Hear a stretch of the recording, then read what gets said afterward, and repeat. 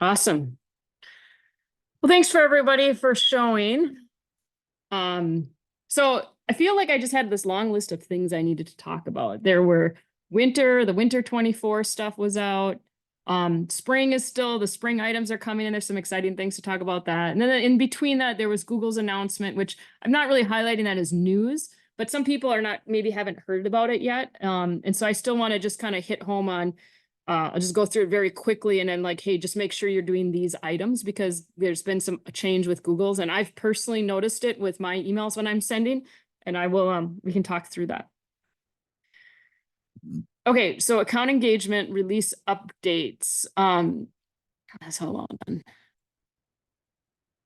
So for those of you that may be joining me and don't know me, so my name is Jen Kazin. I'm an account engagement user group. I actually live near Minneapolis, so I'm the user group leader.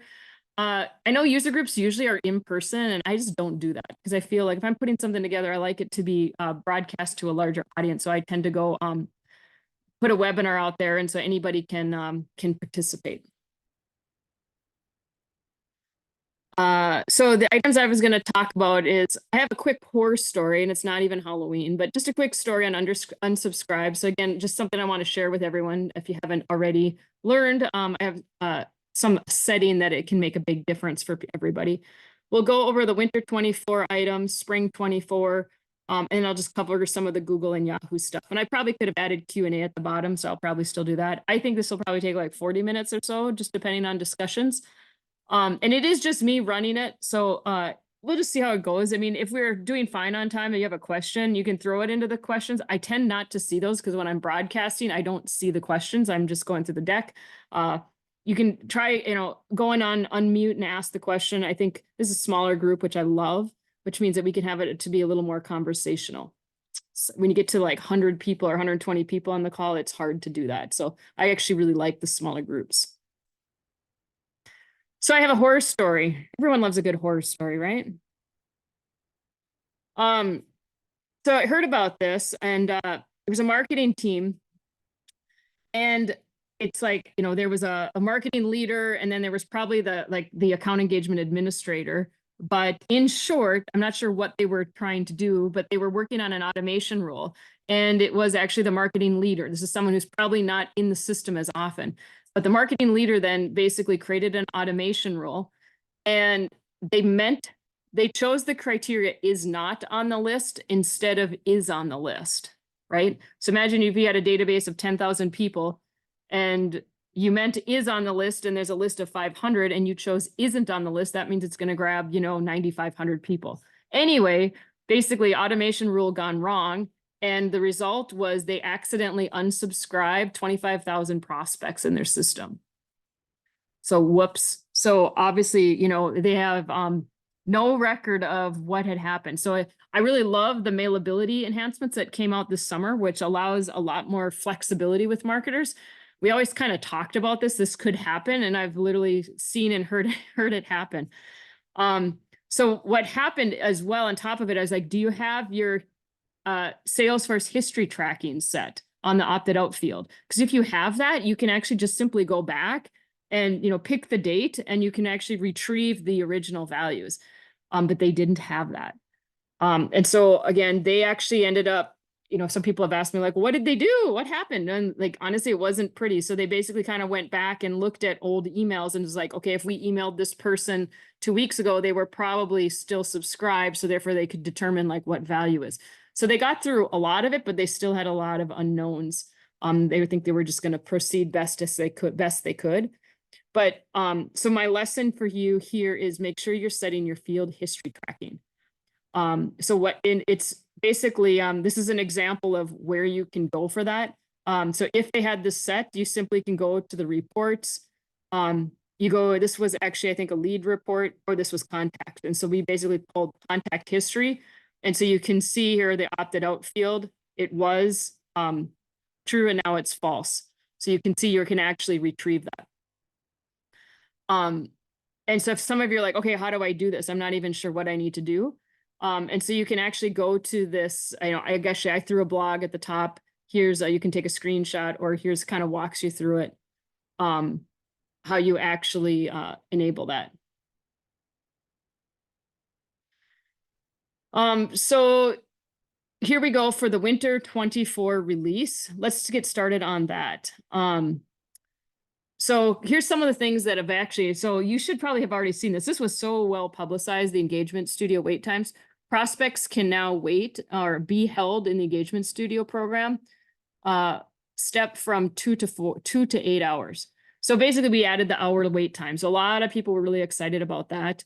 So that's basically out now, and that's been out for a little bit, so we can have a screenshot.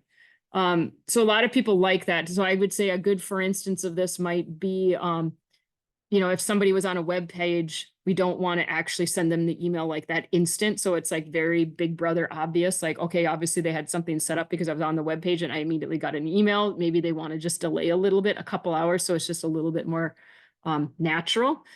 So like there's lots of different reasons for that. Otherwise, your only choice for waiting was days, which then of course maybe extended an engagement studio program longer than desirable. So a lot of people are excited about this. One thing, and I'll come back to it, is that you definitely, if you've seen the new optimizer, none of the hour wait times will work if you have a red optimizer. And towards the end here, I'm going to show you what the optimizer is. But actually, so if you go to account engagement settings and you go to optimizer, and if you see it's red, according to Salesforce, if that is red for any reason, you can't really count that your hourly wait times are going to work, because there's the red optimizer means that you're probably going to have too much system slowdown and you can't dependably count on your hourly wait time.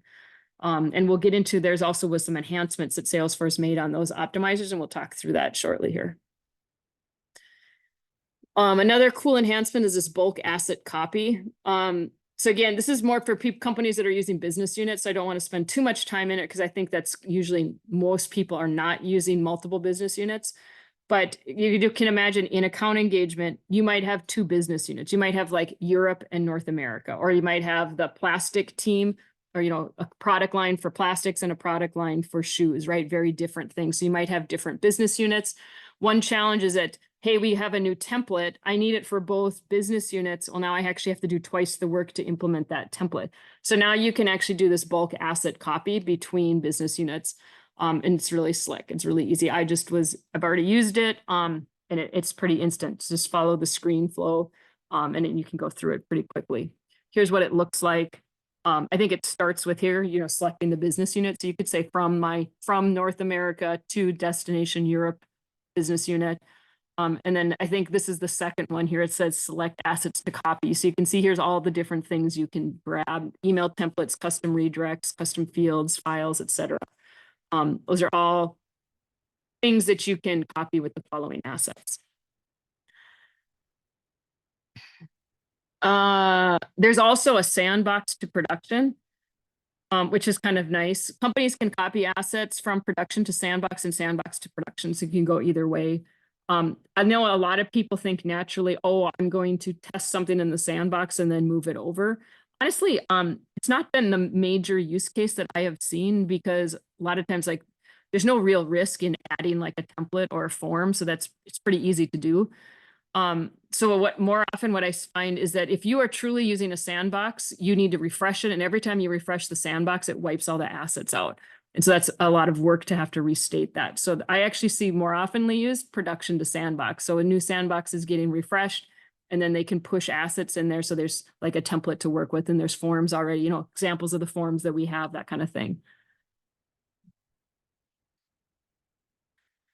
Let's chat about the optimizer here then. The optimizer provides insights and tools that help maintain performance of your account engagement business unit. So the reason I want to talk about this is because after this slide, there's 3 enhancements that Salesforce did in the winter 24. So if you haven't checked it out, I'm actually a big fan of it, because it really helps you see what's going on and how you can fix your system to make it work more seamlessly and robust. So again, the optimizer is if you go to account engagement settings across the top tab, and then over on the left, you're going to see optimizer. And then you're going to see probably one of these 3 screens or these icons. It's going to say looking good. If that's green, nothing to do. pay attention means like, hey, we see some things and that'll list it. And then the red optimizer mean, hey, action needed. And again, this is where something is probably causing problems. And again, according to Salesforce, you can't dependently have hourly weights working in your engagement studios. And actually, they also said list emails will be affected as well. So if you scheduled a list email at a certain time, you might see that drawn out or not sent in a timely fashion because of it. The optimizer. So again, here's the three settings. Now, let's talk about what they did, what Salesforce has done for enhancements. One of the things they added was this prospect change monitor. So I made this really big so you can see it. So one of the things when you're using the optimizers, it's going to show you where you're using all your bandwidth. So you can see here filtering for 9 different views, that there's 11 different date ranges. So here, this is just set for automation rules for the last 24 hours. The amount of prospects updated in the date range. So you can see that it's showing the total changes and the percent of total prospect changes attributed to this feature. You can see, so there's an automation rule at the very top that's accounting for 39% of the total changes. So you can kind of start to see, oh, what's causing a lot of bandwidth. So this is probably an automation rule that's every 10 minutes, probably running through the whole database. And if you had many of them, you can see it can start to cause a system slowdown. So this kind of shows what automations and features result in the most change records in the past 24 hours. Like I said, you can also just view all features. So if like right now, I think I don't know if it defaults to one or it defaults to all features, but you can choose, like I said, in the upper left, what view you want. And here's a look at like for all features here. So for instance, if you were a large company and all of a sudden I'm really using a lot of bandwidth on my connector or my dynamic lists, you might be able to go in there and like pause some of them so that you have more bandwidth available for like an engagement studio program that needs to run. Another thing that Salesforce did is they're going to allow you to remove unconverted visitor records. So sometimes this actually I find shows up a lot in the optimizer, where it'll say like you have 346,000 stale unconverted visitors. What do you want to do with that? And so what it does is it directs you to this setting. And so you can actually set it however you want here. So you can see, you can check delete any visitor records older than the selected date range. I think I have this sitting at 6 months. I don't think it defaults to 6 months. So you can choose whatever you wish. I mean, maybe a year sounds very reasonable. One thing that I learned is that sometimes it can cause disconnect with your B2BMA, because B2BMA actually, I think, stores things for 3 years. It's 3 years or 2 years. I can't remember. Let me look here. It doesn't say on my notes here. But you would want to make sure that you're like maybe jiving with what your B2BMA settings are as well. And I believe it's actually 3 years is my memory. So again, just simply going here, I think this, like I said, this is going to be anyone created before October 16th, on or after is going to be auto set. Other than that, it'll be, there's a date where it's auto enabled, and then there's a date where you actually need to go in there and make a change yourself. The other item here is ability to unpause prospect. So let me give you the backstory on this, is that another thing that comes up on the optimizer a lot is if you have prospects that are creating a lot of history, like a visitor history count. So you're going to go in there and you're going to see, oh my God, these are really big numbers. So a typical example that I had was a company that still had their account engagement tracking code on their homepage. And then they had users, they had employees set up as prospects. So those employees, every time they were going across the website, which was a lot, they were getting like visitor records were accumulating. And you can see there was getting to be, thousands or tens of thousands of visitor records. And so what happens is that account engagement will identify that and automatically pause prospects. So you don't control it. Account engagement will see, hey, this looks like bot-like activity. So they pause it. So you can see here's what a paused prospect looks like. And if I go into the prospect, you can see here it's paused because I've got the red banner going across the top. And so what the enhancement that came out in the winter is your ability to unpause those prospects. And so you can see here, these are the thresholds that hit where you're actually going to prospects are actually going to be paused. And then now you're going to have an ability to unpause prospects. So again, part of the commitment, the winter 24 release, you can now rehabilitate. So if you're like, hey, wait a minute, this one is actually a real person. This is a real customer of mine. His name is Bob. He's just a really active customer. I want to bring him back. You can actually go in and delete some of his old records, visitor records, and then activate him again. So with that, I'm going to roll right into the spring 24 release. So there's a lot of AI announcements, generative AI, which I think is really cool. But I'll get to that in a minute. So the first item here is the new email builder. So you're going to have to prepare for updates to the account engagement email experience by trying out the new email builder. So this I actually lifted straight from Salesforce. So what's coming, what's going to be here in a couple months.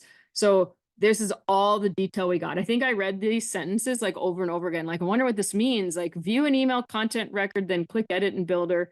Like I said, not a lot, but they just generally kind of give a shout out that there's going to be some new enhancements on email builder. I'm excited to go in and start looking to see what I see. And you can make the selection each time you click edit in builder. So again, there's some cool enhancements that are going to be coming on the email builder. I think with a lot of the big talk that's coming is the Einstein assistant for account engagement. So a lot of this was announced at sales at the Dreamforce this fall. A lot of the generative AI. So you're going to see predictive AI. That predictive AI means things like Einstein that are used to, like make predictions on who might actually come through the funnel and convert. And generative AI is simply using AI to help create content. So this is actually coming. One quick clarification though, is that it is for account engagement advanced and premium editions. So I do see a lot of people using the growth or plus, and they're not going to see it in there. So again, this feature is available for account engagement advanced and premium editions. And it's in Lightning, Experience, and Enterprise, Unlimited, and Performance.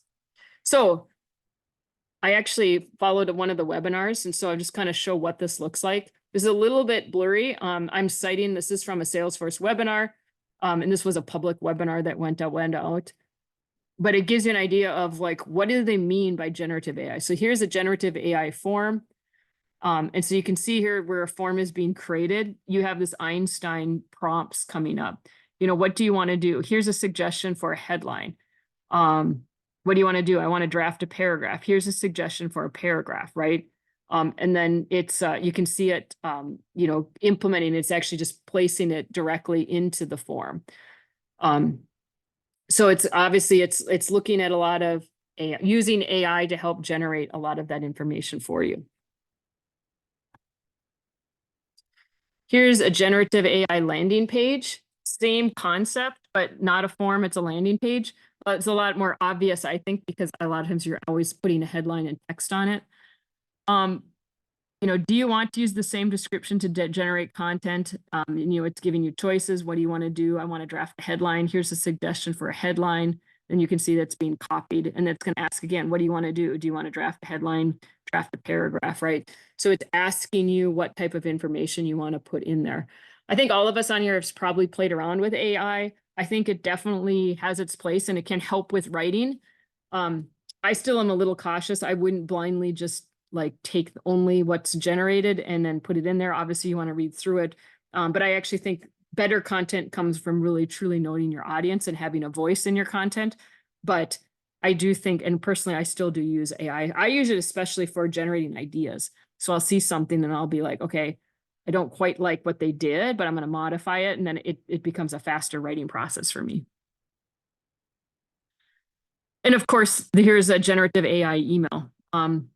One thing, I want to call it because I thought this was interesting. I don't know if this was just who was running the webinar, but they were generating this in the traditional classic. So this is account engagement email, and they were generating the Einstein. So I actually don't know if it's available in the email builder as well. I just noticed the demo was they were demoing in classic, which I thought was interesting. It could be that when you get into some of the enterprise companies, they have so many brand restrictions and like needing for custom fonts. I do agree that some of the biggest companies are still using the classic builder because they can get into and modify the HTML. So it might just be aligning with where those enterprise customers are. But there was no mention or talk whether it was available in the new email builder as well as the classic. But here you can obviously see it's available in the classic. Similar concept here, though. You can see the Einstein on the far right. Describe your email. What do you want to do? Draft a headline. Here's a suggestion for a headline. You can copy it and apply it. And like you said, it's going to actually, allow you to generate those assets quicker. I think it's also handy if you're sometimes creating a landing page, a form, or an email altogether, all on the same topic where it's going to be easier to generate and get out the door. I don't know any marketers that are bored and have extra time. So anything that helps cut down on time, I think is a huge win. Another enhancement that's coming out for spring is it's going to allow you to personalize your marketing efforts through Data Cloud. So essentially, I know I've got a lot of text on here, but it's going to allow the email engagement data that we see from account engagement that you can transfer into Salesforce. You're going to be able to do that into Data Cloud. So I think that's actually a an awesome, feature. And also you can really point to the direction of where Salesforce is going. If you're not familiar with Data Cloud, it brings all of your disconnected enterprise data into Salesforce to deliver this comprehensive 360-degree view of your customer. It's basically powered on the Einstein 1 platform. I think if you're going to hear a lot more about Data Cloud in the future, and like I said, a lot of really cool things coming with that. Okay, I'm gonna just pause because I'm just looking up and I see some people in the chat. Oh, cool. So Marianne Fields, thank you. Generative AI is not available in Lightning Builder yet. Release specifies in Classic only. Thank you for clarifying. And like I said, I'm guessing that's intentional. Because otherwise, I think that my guess, and this is just my guess, is those enterprise companies I think are still using Classic because they can get into the HTML. Hours option only appears on email send action. Yes, thank you. This looks like someone had a question.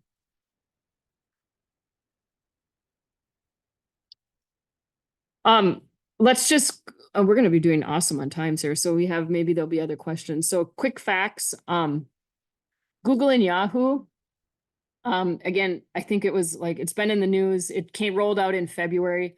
This is just more of like a quick reminder that, Google and Yahoo have new requirements for if you send any companies that send over 5,000 emails. So again, if you send over 5,000 emails to Gmail addresses in a day, so even if you're sending out 5,000 emails, maybe not all of them are to Gmail, but it's easy to hit that threshold of 5,000. So I think, in my opinion, it just kind of applies to everyone. You should just probably always be, keeping track of this. But here, what's happening is that a Gmail account, it's not just anybody that ends with @Gmail or at Google Mail. For instance, my email is greenkeydigital.com and I use Google Workspace. And so it's actually a Google email, even though you can't see it. It's not labeled @Gmail. So again, it's any Gmail account. Some are obvious to identify, some are not so obvious. But there's 3 big requirements: is that you need to authenticate with DKIM SPF DMARC. You got to stay under the 0.3% spam threshold, and you want to make sure that you're providing a list unsubscribe header. So why do we care about this? Because with both Google and Yahoo together, it's about 1/3 of all email marketing email sends. So it's a big, in my opinion, it affects everybody. So anybody on the call today that sends email, this affects you. So if you're not as familiar with it, it's good to get up to speed. And again, this is starting February 24th, which of course was last month. I don't want to read through all this, but in my opinion, a lot of people already have SPF and DKIM set up, but DMARC, not so much. Because when I do a lot of implementations, and when I do one, I'm always setting up the SPF and DKIM, but it's up to the company to do DMARC. And so I don't know, I don't know if most companies have done it. I think from my experience, most do, but I still think it's a good thing to check, because I still come across a company that'll be like, hey, did you realize you don't have a DMARC set up? And so what Google is saying is that, hey, if you want to improve email delivery, we recommend always setting up SPF, DKIM, and DMARC. So for all the account engagement people on the call today, I'd pay attention to that DMARC and make sure, because most people have SPF and DKIM already taken care of. And if you're not sure about that, I found MX Toolbox to be a really good tool, really quick. Like, it's free. You just go MX Toolbox DMARC, and you can just pull that up. You can put your domain in there and hit check, and it'll tell you whether or not you'll get green, like DMARC, record found, or you're going to get red, no DMARC. And so very quick to find that. So if you haven't checked, go ahead and do that. And then also, just work with your IT team to get that DMARC set up. So the other thing that happened is that Google has come and said, hey, you need to stay under a 0.3% spam threshold. And I mean, honestly, like, that's a pretty, like, I wouldn't say generous threshold. But they also drew a line in the sand on this. So, I mean, it's one of those things that, all of a sudden, if you're new, or if you're starting a new system, or all of a sudden you have a new email initiative and you're pulling emails from places that may not have had emails before, just be careful with them. So what they're saying is that, they're being more transparent on, like, if you cross this line, this will become a problem for you. The question I tend to get with people is like, okay, what if I cross it once? Like, we send one bad email. If you have a long-standing history of staying under the 0.3%, Google's recommends shooting for 0.1%. If you stay and have a history below that, one offense isn't going to affect you. But on the flip side, if you have a long reputation of kind of crossing that threshold with regularity, you're not just going to be able to send one email under it and then think that everything should be fine, right? You're going to have to build back a reputation with better email performances. To me, the action here I have is that, so many marketers watch clicks, and, some people still watch the occasional opens, but I did see a lot of people transfer to clicks. I really think that you need to be watching your spam rates now. And I highly recommend setting up the Postmaster tools. Google made several references to that. It's Google Postmaster that's used, and I'm pretty sure Google is probably hooked into it, checking and watching your sending domain. So you might as well be looking exactly at the same data that Google is looking at. Especially if you are a large company and you're sending lots of emails, millions of emails, or hundreds of thousands of emails, I would definitely get that Postmaster tool set up.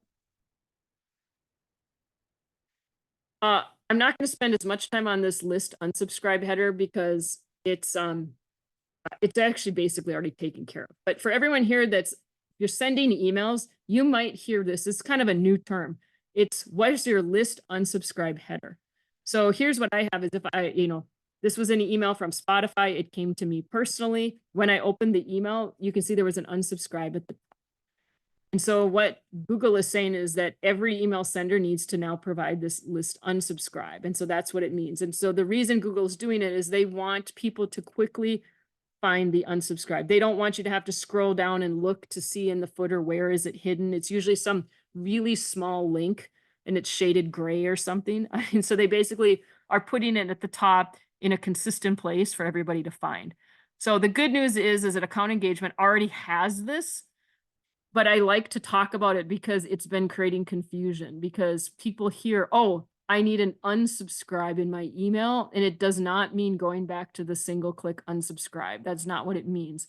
Salesforce is already taking care of this. If you're sending from account engagement or just engagement, Marketing Cloud engagement, you're fine. And then I also just wanted to provide, here are the tools. These are the tools that you make. Hold on. This thing is, Zoom is in the way. These are the tools to make sure that you have all the new requirements covered. Again, this is just another blog of mine. If you want to grab it, you can across the top. I just do that because it's easier to provide that blog than to sit and go through all the details. Because again, this was just meant to be a refresh. But I have here the Postmaster tool. We chatted about that. I highly recommend getting that set up, so monitoring that on a regular basis. If you want to check your DMARC, go ahead and use this MX toolbox. The picture below is what it looks like.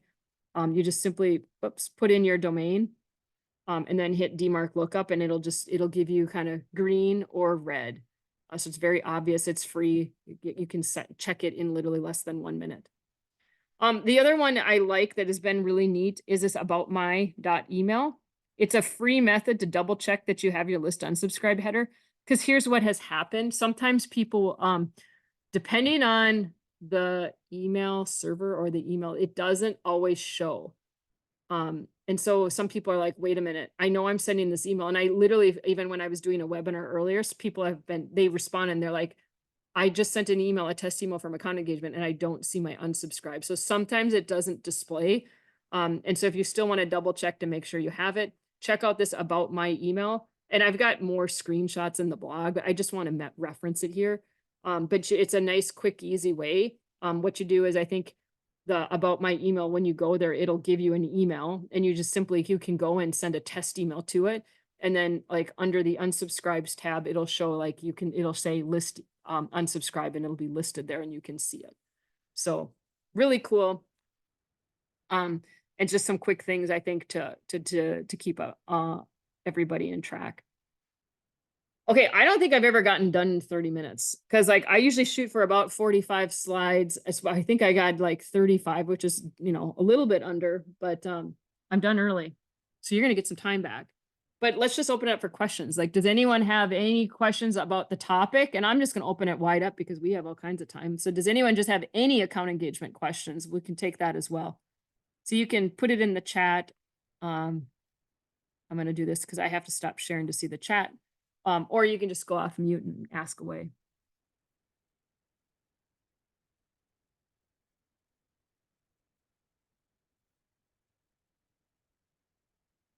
Hey, Jen. Yeah.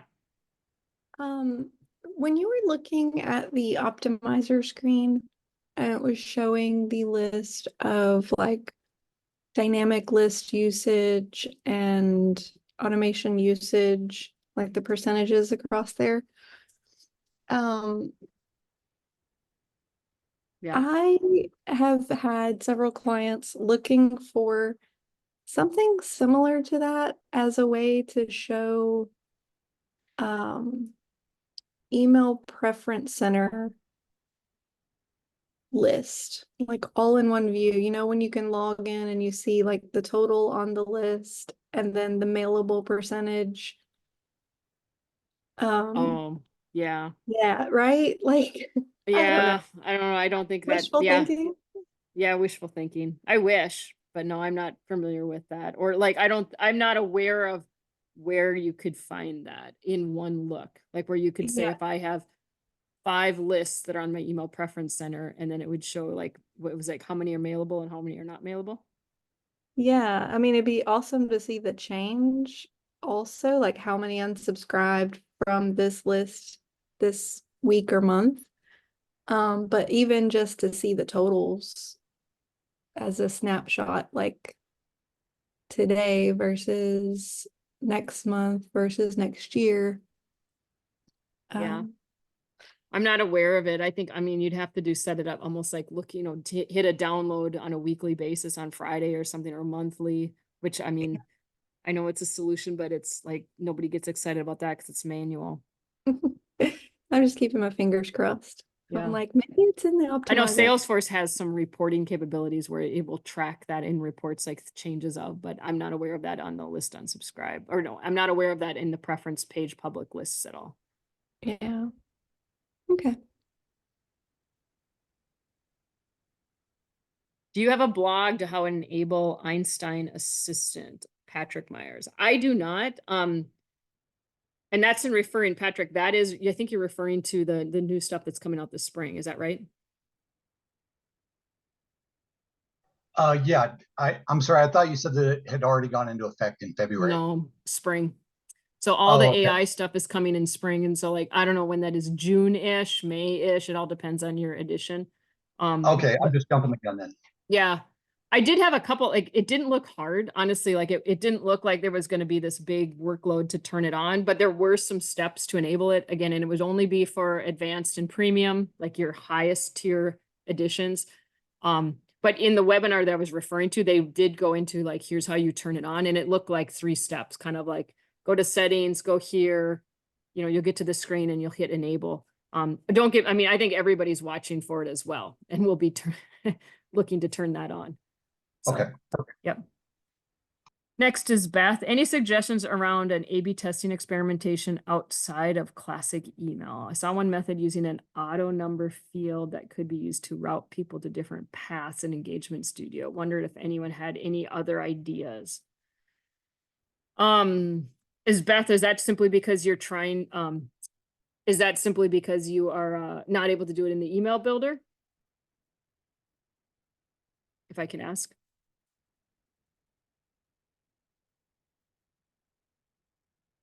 Only, yeah, because it's only available in classic. I mean, no, I don't have any awesome ideas. I mean, you can of course just manually take, the things I've heard people say is like, you could say, here's my list for, 10,000 people, and I could split it and do different list sends, send them at the same time to different email sends. So you could then of course, see it breaking up from there. And obviously you're already starting to see, number of people, a number autofill field that could be used to route people. So my guess is you probably had somebody where if they were clicking, it updated a field. And then so as fields got more populated for clicks, then of course that triggered somebody going and getting a different kind of email. I mean, anything would have to be built. So I actually think I hadn't really heard of the auto number field, but conceptually I can understand what that is.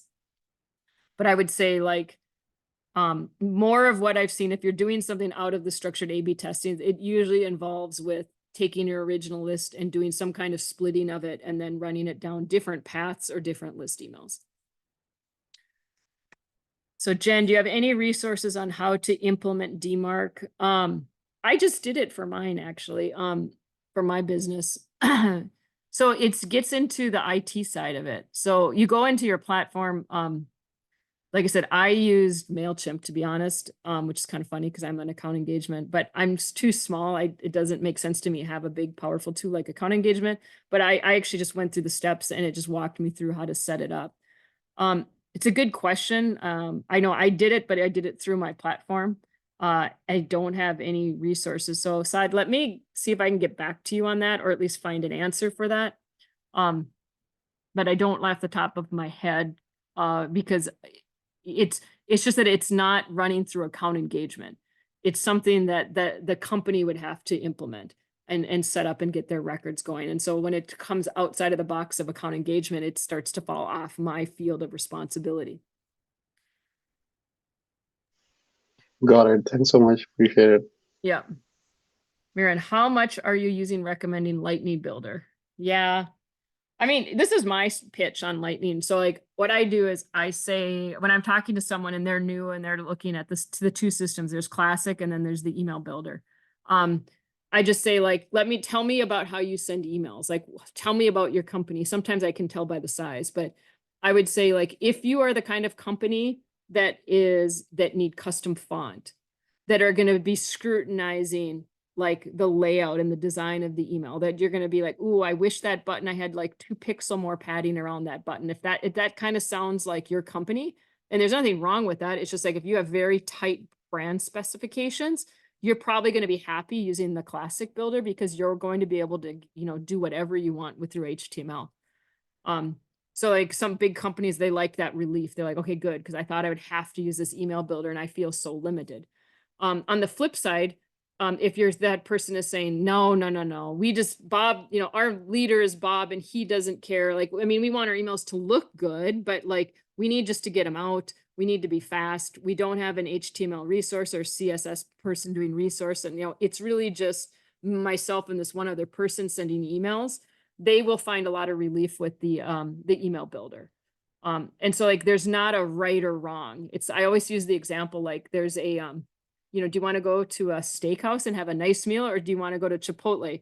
And sometimes I want one or the other. Sometimes I just want to go to fast food because I just need a fast meal. And sometimes I want to go to a sit down steakhouse where there's a lot more elaborate meal. So one is not right and one is not wrong. You just got to decide where you want to be. I think the key is obviously you can't go across them. Right now, if you open in Classic, you got to build that email and send it in Classic. You cannot share across. The other thing, Marianne, that I say is I do encourage people to use the email builder because that is where the future is.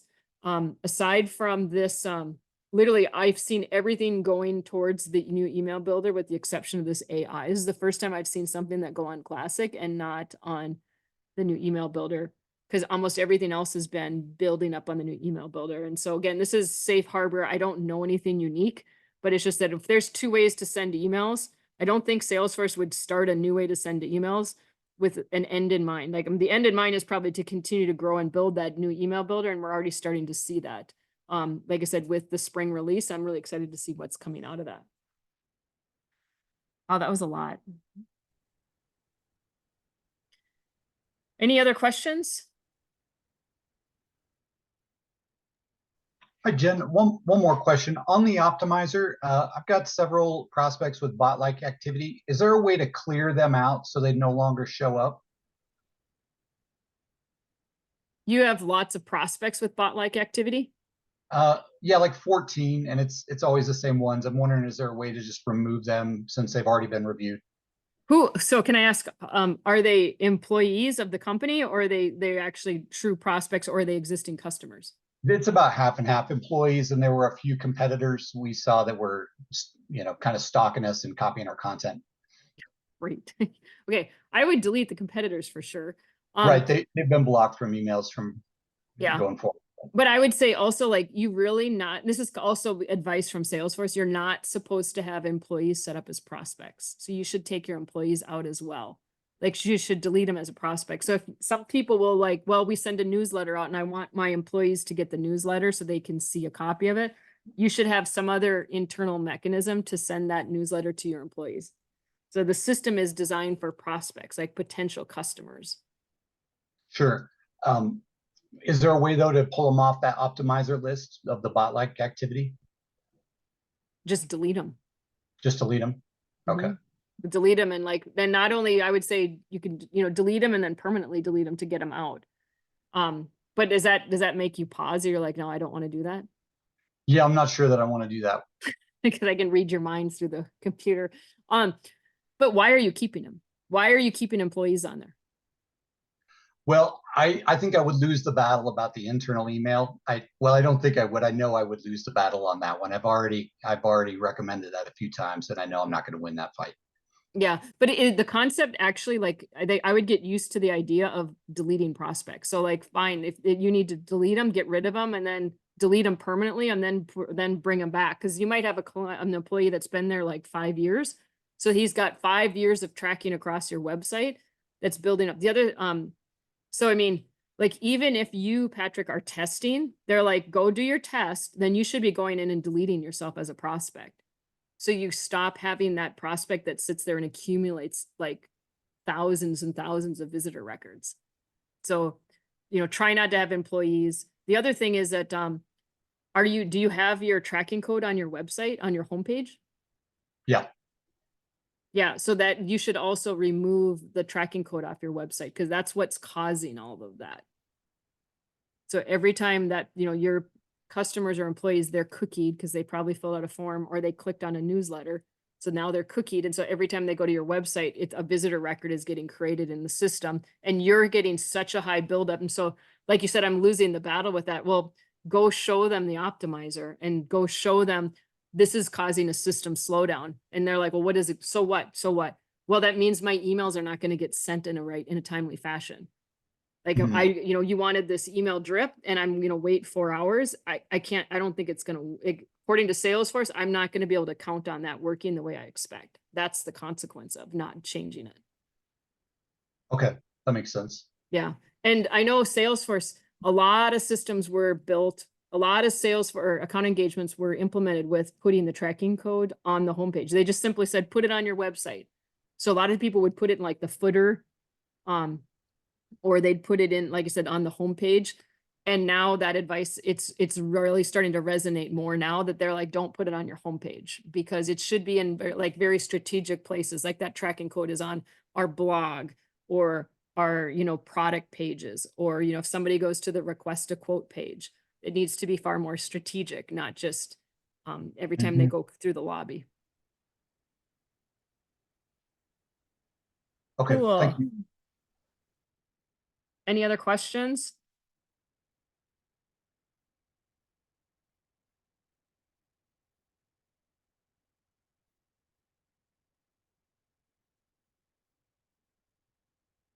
Yeah, Marianne, I'll end up posting the deck. I'll throw it out on the email for everybody. Cool. All right. Well, if there's no more questions, then you guys get about 15 minutes. I guess we did have a good, robust round of questions. So thanks, everybody. All right. Take care.